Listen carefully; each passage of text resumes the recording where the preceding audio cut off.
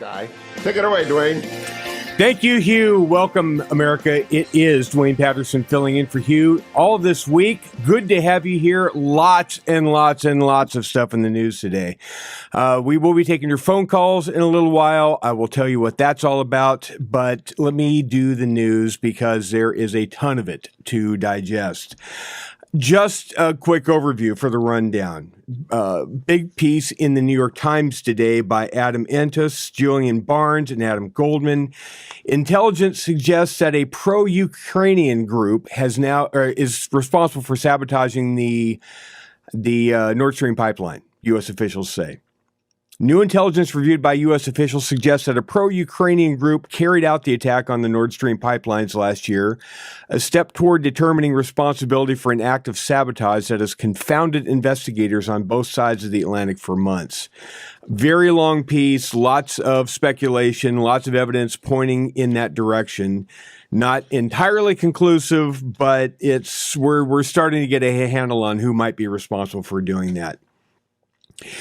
The people at Fox News have come out with a piece today. They have now officially entered the "What if Joe Biden can't make it" sweepstakes.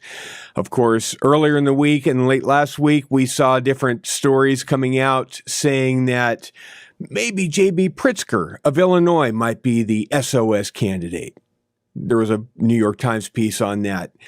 And a lot of different media outlets have come up with different speculation as to who might be the fallback plan, because most people in the bubble know that Kamala Harris is not that person. And with increasing obviousness, it's looking like Pete Buttigieg is not that person. So they're having to look outside a little bit in case all else fails and Joe Biden can't answer the bell.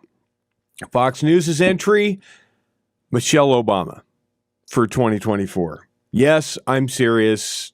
They're talking about, hey, could she, would she? She could stand up a campaign pretty quick. She could raise money pretty quick.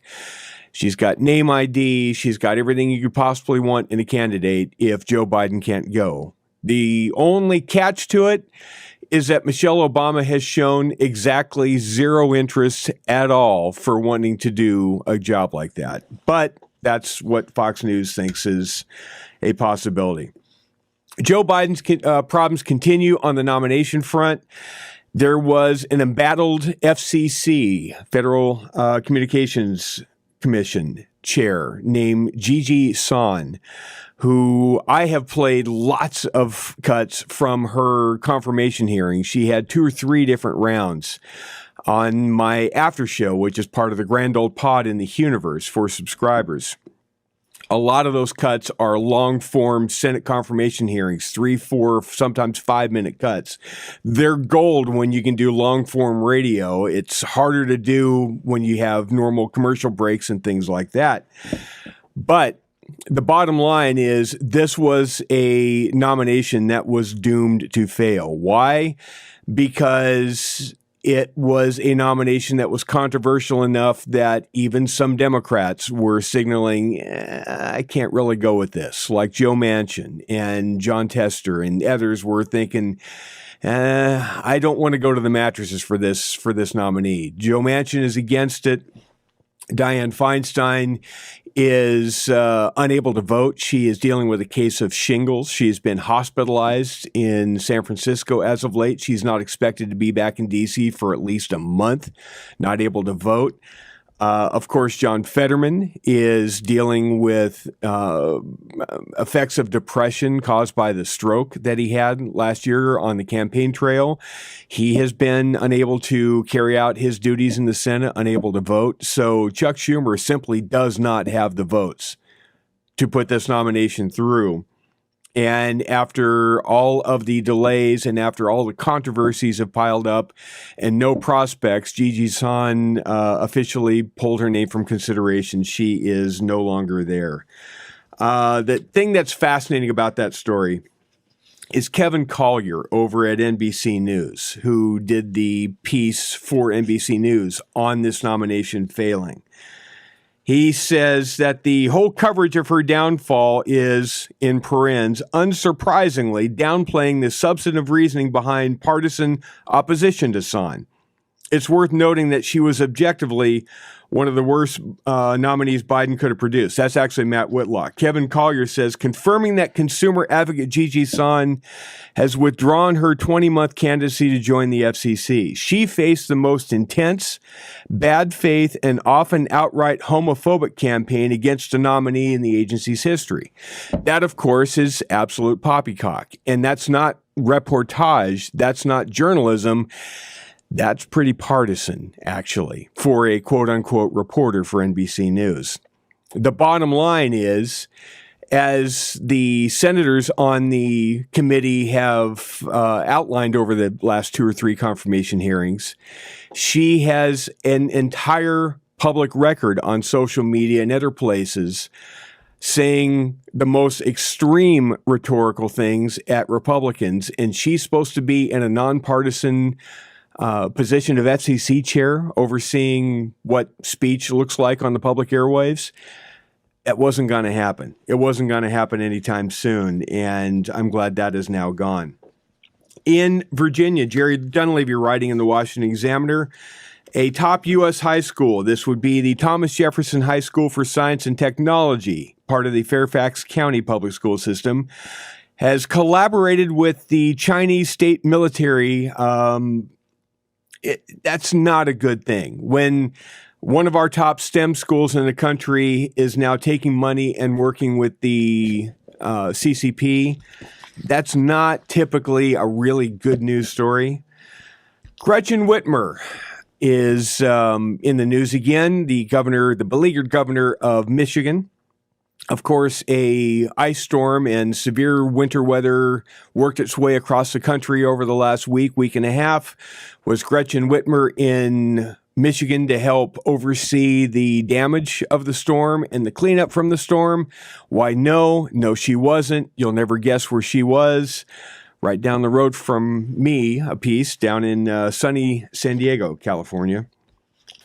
But that's not what the big story of the day. The big story that everybody's talking about is January 6th, and not because of anything that came out of the committee. No, why it's in the news is because Tucker Carlson was given access to all of the unused footage that the January 6th committee did not seem fit to let the American people see in their rump committee hearings. So Kevin McCarthy, the Speaker of the House, turned around and gave a lot of that material to Tucker Carlson, who spent about a week digesting it and has been putting it on the airwaves on Fox the last couple nights. And the media, the Beltway complex, is absolutely having a meltdown, along with elected Democrats. Chuck Schumer, in a press conference, the leader of the Senate said this, cut number 2.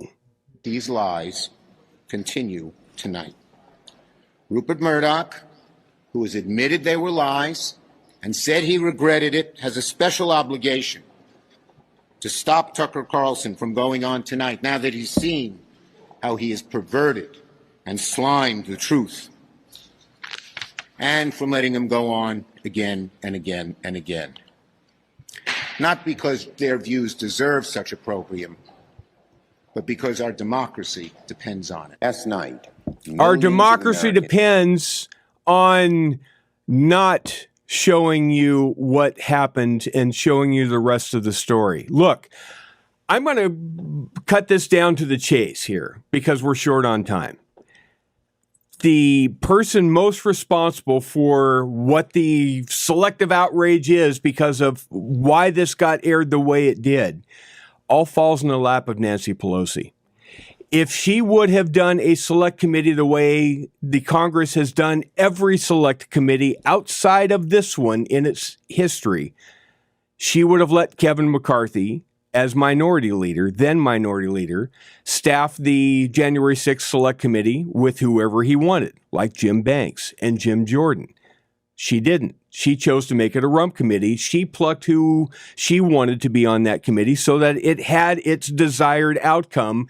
They were just looking for what evidence supported it and forget everything else. And we don't want you to see what else there is. That's not how you run trials. That's not how you run hearings. That's not how you get to the truth. That's how you get to a predetermined outcome and an agenda.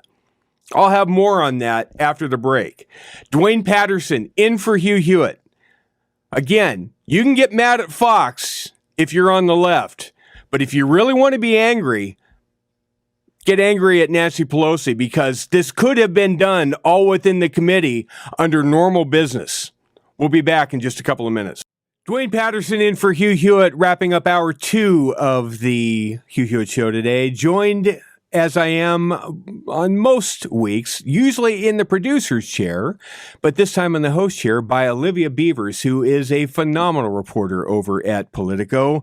You can read her online at Politico or on Twitter. You can see some stuff that she puts up there as well, at Olivia_Beavers.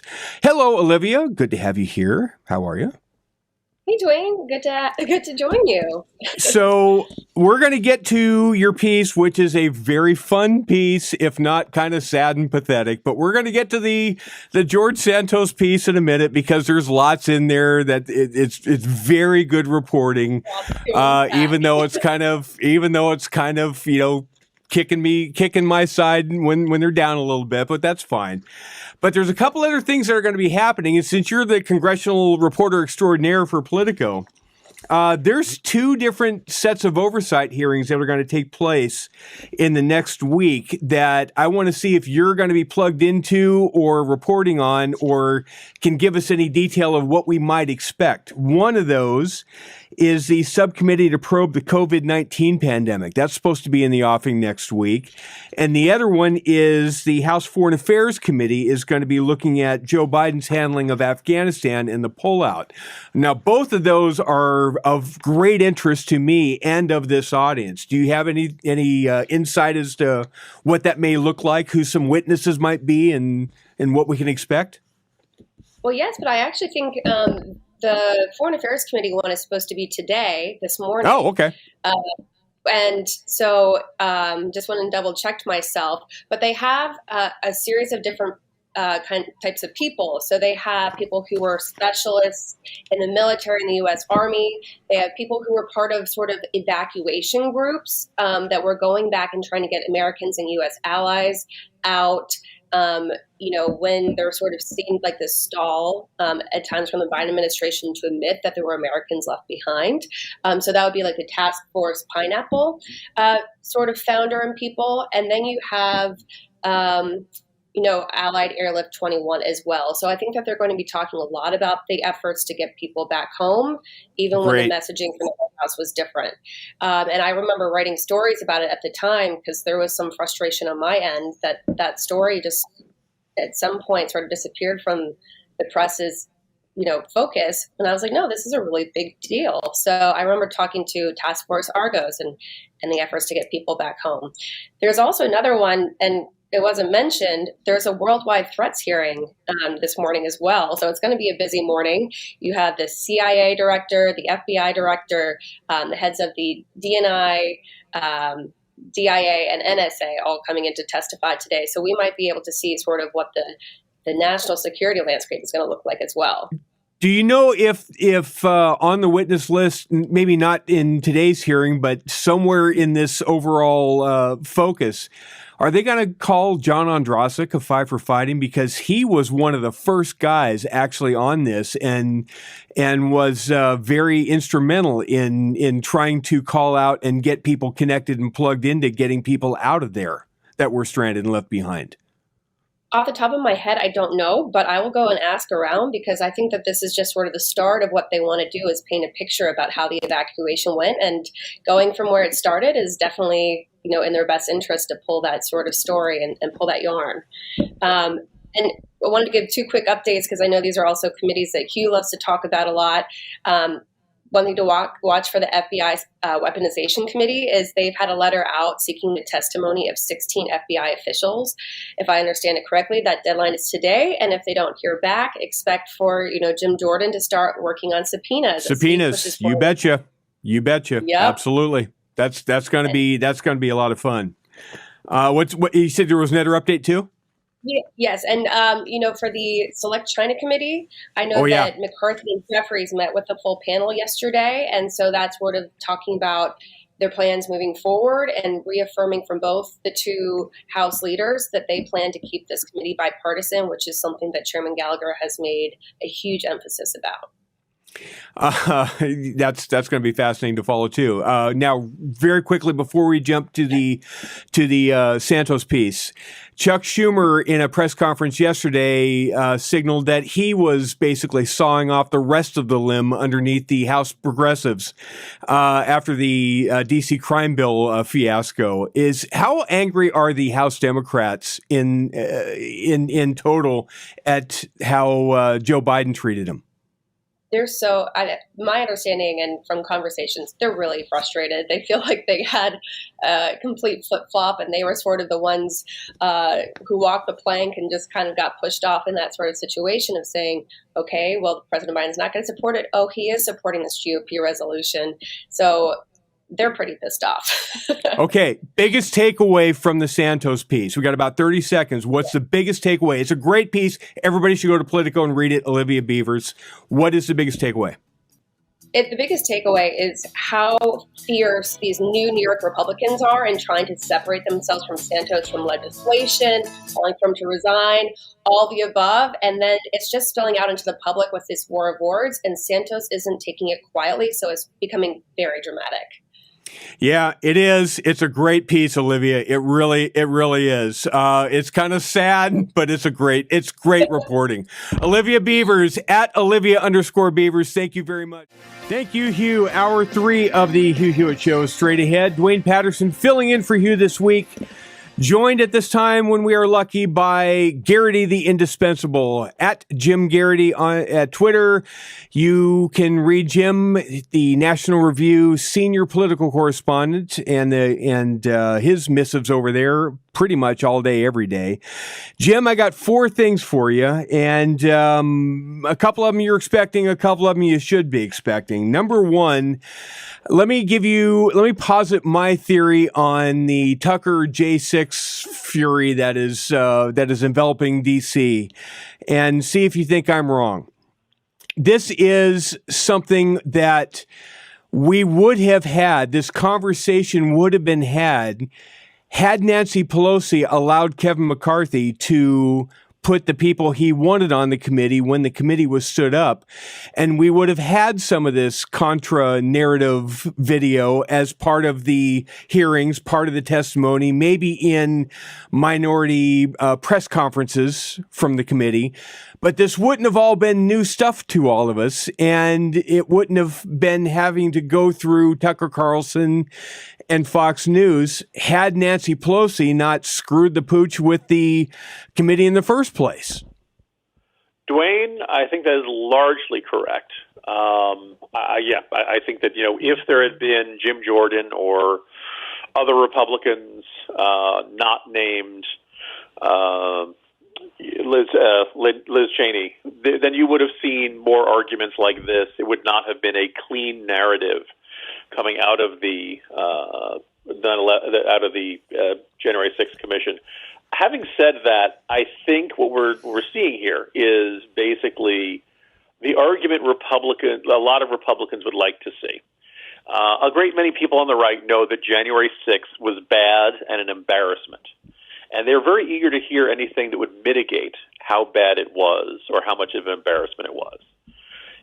Duane, I'm sure you've heard people say, really it was Antifa, the infiltrators who did it. Or they'll say, it was FBI informants that, stirred everything up. Or they'll say, well, actually it happened, but it was just a protest that got out of control. It wasn't that bad, et cetera. Right. So along comes Tucker Carlson and says, I've looked at all these previously unreleased videos, and it turns out everything you've heard was wrong. Look, the police acted like tour guides in this video. And here, Q Shaman looks nonviolent.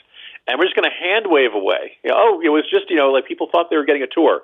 Say, Duane, you've been to the Capitol a bunch of times. Do you get to take away the podiums?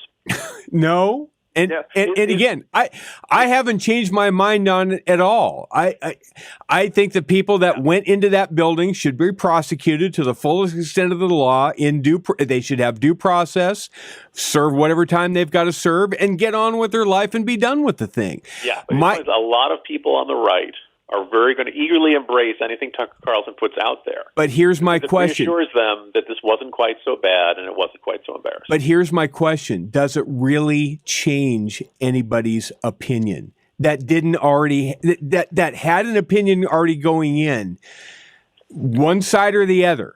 And no, but I do think this does create this new momentum amongst certain conservatives and likely amongst those who want to run for president to make that Trump-esque argument of, oh, it wasn't that bad. Oh, it really wasn't. This was just some parts. It was mostly peaceful, to use that ironic phrase from the description of the George Floyd riots.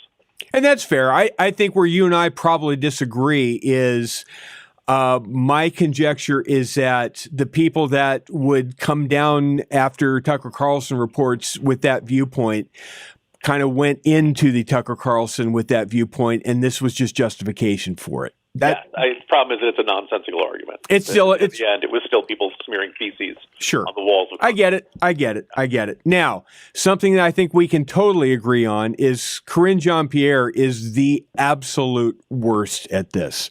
Here is just a bit of Karine Jean-Pierre at the White House press briefing yesterday. Jacob, cut number 17, please. Well, let's be very clear. Let me take on the drug part here, because since you brought this up, because of the work that this president has done, because of what we've done specifically on fentanyl at the border, it's at historic lows, historic levels. Jim Geraghty, I don't think that's quite true. No, it's not. By every measure, measure. It's about as bad as it's ever been, and at the worst, I mean, maybe, there are some numbers that are going to forthcome that'll show some slight improvement or something. But no, here's the thing. What she wanted to say was that the amount seized was at its highest, which you can point to as something of a victory, but you're seizing more because more is coming over the border. There's more opportunities to get it. Your odds of searching a random truck or package coming over the border and finding fentanyl are much higher because it's coming over in such huge amounts.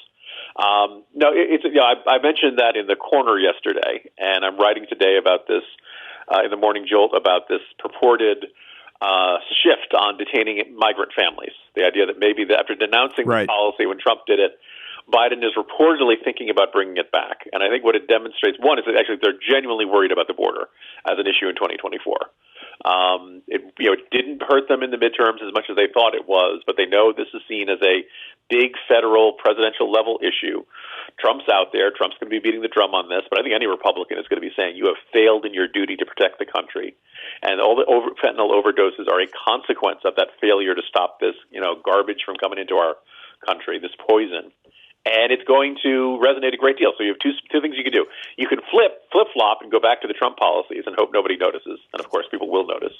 Or you can insist that it's not really that bad. And I think that was the Karine Jean-Pierre strategy yesterday, and it unsurprisingly did not work. Of course it's not going to work. Another piece, talking, by the way, with Jim Geraghty of National Review, Duane Patterson filling in for Hugh. There was a piece that I get completely fallen off my radar because I'm so over it, but I saw this piece you wrote in National Review yesterday, and it just was laugh out loud funny. And that is the mayor of New York City, Eric Adams, now has a different opinion about masking and its efficaciousness and its appropriateness in public, which seems to differ than what the governor of his state thinks and what his previous mayor thinks and what the previous governor thinks and every leftist, collectivist authoritarian in New York thinks. Jim Geraghty, what's the deal with masks now? Sure. Because I'm missing the memo. If I had written this in a satirical novel like The Weed Agency, the editor probably would have said, come on, that's too ridiculous. No. And what it is that, look, unsurprisingly, New York's got a real crime problem, and it's getting worse. And one of the things is people go in and they rob the stores, they rob the bodegas, not just with the shoplifting people have probably seen on video, or the smash and grab type things, but, armed robbery and things like that. And one of the things they're doing is they're wearing masks. And, of course, you come into the store, pre-COVID, if you came into a store wearing a mask, everybody knew that was, We have problems. We have trouble in River City at that point. Yeah, at that point, you're like, oh, the guy's coming in here to rob me. And, when you're wearing a mask, of course, any, closed-circuit television or any other way you have of recording the robbery, it's much less useful for the guy. So Eric Adams, recognizing this problem, a former cop, now mayor, has said he would like everyone to, entering a store, if you're wearing a mask, there are still people out there who are wearing masks. Some people are genuinely immunocompromised, and they've got good reason to do so. You have to take your mask off before you get into the store. Show your face to the store owner, the person behind the counter, and then proceed and continue shopping.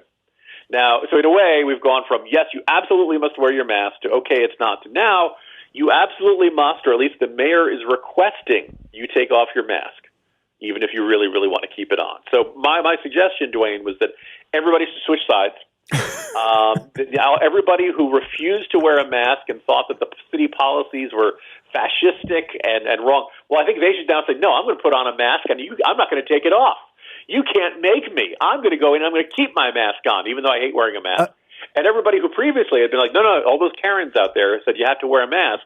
Well, now I think they should be walking around saying, no, you have to take off the mask. It's the same fight, but everybody switch sides. It's just beyond parody at this point. Quickly, about 30 seconds. In the Wall Street Journal today, there's a piece on Twitter and the Federal Trade Commission in 12 letters sent to Twitter and its lawyers since Mr. Musk's October 27 takeover. The FTC also asked the company to, quote, identify all journalists, end quote. Jim, I thought that Ron DeSantis was the authoritarians here. Yeah, he had one nut job state legislator introduce that legislation. And I had people telling me, Jim, you're going to have to be careful. Ron DeSantis is going to make you have to register if you want to write about him. Ron DeSantis never supported that legislation. But, look, whatever fits the narrative, I suppose. Apparently so. Jim Geraghty, get the Morning Jolt. Go over to nationalreview.com, at Jim Geraghty on Twitter. Thanks a lot, Geraghty the indispensable. Duane Patterson in for Hugh. 33 minutes past the hour. CJ Box is my guest, novelist extraordinaire. He's the author of the wildly successful Joe Pickett series of books, including the most recent one, Stormwatch. And he's also got a second series that I don't think he ever intended for it to become a series. They were really meant to be standalone books, but it turned into the Cody Hoyt, which turned into the Cassie Duell series of books, the latest being Treasure State. And CJ, good to have you back. Welcome. Thanks for having me back, Duane. I appreciate it. Now, you didn't hear the music because you're on the video feed, and we can't play the music over the video feed, but I was playing Nick Cave and the Bad Seeds, 15 Feet of Pure White Snow, which fiction becomes reality in Wyoming, does it not, over the past couple of weeks? It does. It does in the book, and then it has in real life. Yeah. I just finished the national part of the tour on Sunday night, and drove home to Wyoming from Denver and made it within 200 yards of my house before I got stuck and had to hike the rest of the way. Were you in a truck? Did you lose like the equivalent of the Joe Pickett truck in the snow? I did it exactly like that. Yeah, I had to go out the next day in a skid steer and pull my truck out. Yep. That is reflected in the book, among other things. I'm not going to divulge a lot of secrets, or I'm not going to divulge a lot of stuff. And I thought I was going to spend, when we booked this, virtually all of my time on the Pickett book, because it was, the most recent thing, and that's what I thought we were going to talk about. But the people in McMillan threw a curveball at me yesterday, and I am totally hook, line, and sinker picked up on this thing. We'll cover that in just a minute too. But let's get to let's get to Stormwatch first, and then we'll shift over to Treasure State. First of all, the way you can tell how long it takes for a year to pass can now be measured in seasons of Pickett. When is season 2 going to be seen by us? On the TV show on Paramount Plus. We don't have a firm date yet, but it's going to be in just a couple of months. We do have that. We're excited about season 2. When I say we, it's not the royal we, it's my wife and I, loved season 1. And so did my family. And it was the number 3 show on Paramount Plus. So it's done very well. So we're excited for season 2. Are they still shooting the back end of it, or is season 2 completely in the can, waiting to drop? It's in the can and has been for quite a while. They finished up filming, I believe, in September in Calgary.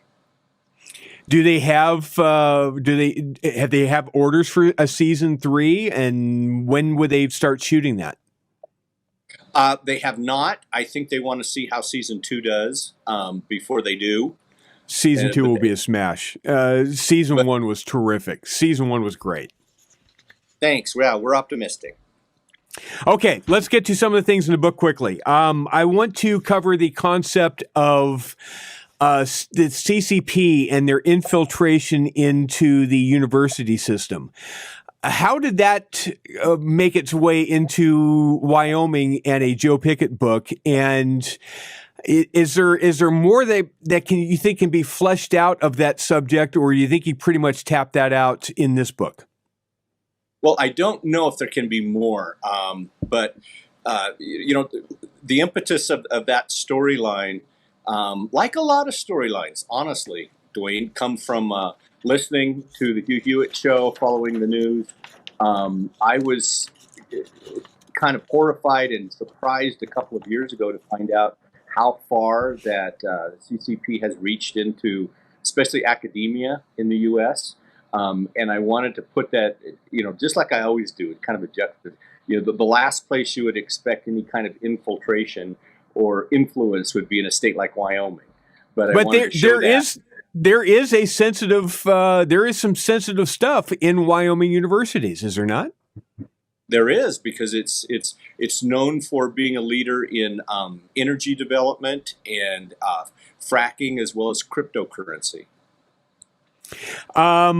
There is also, life imitates art, art imitates life, real news, trying to predict what real news is going to be. We see in the news in the last couple of days and weeks about domestic terrorism and how dangerous domestic terrorism is on the right.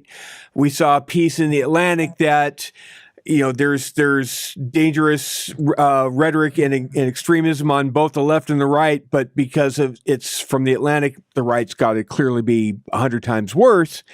But in the Stormwatch book, you've got a group called the Keystoners, and I'm looking around going, Keystoners, they got to be here somewhere. Tell us about the Keystoners. Well, it's a fictional group, but it's based on what could be reality. It's about a bunch of disaffected oil field workers and oil supply service people who are all laid off because of a certain pipeline that didn't go forward. So they don't have much to do. They're bitter. They get together. They're very anti-government to begin with. They're a little wacky, but they and some others try to recruit Nate Romanowski to their side in what they hope will be a secessionist movement, so that Wyoming can join Texas and other states. Wholly fictional at this point, but those things always bubble up in the Mountain West, where there's so much federal land and there's so much influence by the federal government. There is a lot of hostility in C.J. Box's Wyoming between local and state government and the feds. There is an appearance by a couple of FBI agents named Agents Scott and Fetterman, and it just made me laugh out loud because I don't know where those names might have popped up from, CJ Box. Sometimes I'm prescient, sometimes I totally misread the situation. And at the time I was writing the book, I thought, by the time this book comes out, no one will remember the name Fetterman or where it came from. Because there's no chance he could get elected. There's no chance he could get elected. Yeah, yes, I know. Right. I've done this before. I've tried to guess, and I've guessed wrong. It is often said that a good novel is one that tells a good, fun, entertaining story, but teaches you something along the way, or teaches you a few things along the way. I am still trying to get up to speed on what Bitcoin is, how it works, how it operates. I learned a lot about the back end of what Bitcoin's about that I never knew was a thing, including how it's processed and how the transactions are processed and how the computers that process those transactions are powered. You want to explain that without divulging too much of the plot, CJ? Oh, sure. And it's something, I'm not a Bitcoin expert or cryptocurrency expert by any means, but I got interested in the subject when I found out that there were a lot of independent little facilities going up, sometimes in very remote areas in the Rocky Mountains. They put a building on top of an old capped oil and gas well to draw that power and put a turbine in it, and then fill the building full of computers running white hot to mine cryptocurrency. It's based on a true thing. I met a guy who manufactures those facilities, and I just thought it was again. Have you actually seen one? Did you go actually see one in operation? Yep, I went inside, and I went inside the facility as it was being manufactured, and then saw one in the field in the middle of nowhere. So wow. It doesn't require outside power. The amount of power that's required to mine cryptocurrency, I saw one statistic when I was researching it. It's equivalent to all the appliances running in the United States at the same time. It's more than you would think. It's actually quite a bit. One last thing on the book, just because it was just another laugh out loud. Probably the funniest line, at least to me, from where I sit and doing what I do. The funniest line in Stormwatch. Quote, Judge Hewitt doesn't know technology. End quote. Man, if there's a truer line that CJ Box has written, I have not read it yet. I have lived that for 23 years. Stormwatch. It's a phenomenal read, CJ. It's not long range. I still think that's the one by which all other CJ Box books are measured. I don't know why. I just happen to like this one a lot better. At least the first couple 100 pages worth, and then it kind of falls off from there. But I digress. Yes, we got to talk about. Go. I think of it as the Duane Patterson book in my mind. That's what it really is. It really should. It could have been the first of a third series, is what it really could have been. But I digress. Okay, we got to shift to Treasure State because I didn't think we were going to talk about this at all, except that we'll talk about what the news is on it in a second. But give people the premise or the subplot that led to what Macmillan is doing with it, and then we'll talk about it. Sure. Treasure State is a Cassie Duell book, not a Joe Pickett book. Cassie Duell is a Montana private investigator. And in the book, there's a couple of plots going on, but the main one is she is actually hired by a guy who claims to have written a treasure hunt poem. And he hires her in secret to try to discover his identity, figuring out if Cassie can figure out who he is, then the treasure hunters can figure out who he is. And it's all based, again, on a true story for a guy named Forrest Fenn, who for 5 years kept the Mountain West on tenterhooks while people tried to figure out where the treasure that he buried was. And 5 people died in the search for it. So it's based on that. The treasure was eventually found. It wasn't a hoax after all, but it sure captivated a lot of people. And it's not a hoax that we actually have a true treasure hunt underway. CJ, can you stick around for the break? I want to talk to you for like 3 more minutes. Can you hold over the break, or do you have to run? Nope. I'm just sitting here looking at the snow. Okay, we'll come back with CJ Box right after the break because we actually have an actual treasure hunt underway, a bounty, and a mystery to solve, and I am totally hooked. I now have to go back and read every one of these books over again to try to figure out what this riddle is. More after the break. Welcome back, America. My Blue Heaven by Frank Sinatra. From Bozeman to the Bitter Roots, Cassie Duell travels. And so should you, clever reader, this mystery to unravel. Allow me to introduce myself. I've been here from the beginning. back before the Lizard King made his first dark killing. Crack open any duel book, I'm in almost every chapter, but rarely mentioned by my name. Do you see who you're after? Some might call me country, but in Montana it's true. My grandeur is the talk of cities, and I'm often very blue. You'll see my name in local bars and restaurants downtown, but in the plains and the mountains I gain my high renown. To conclude this novel riddle, I'll give you one more clue. You'll find me deep in Treasure State. Will I find you there too?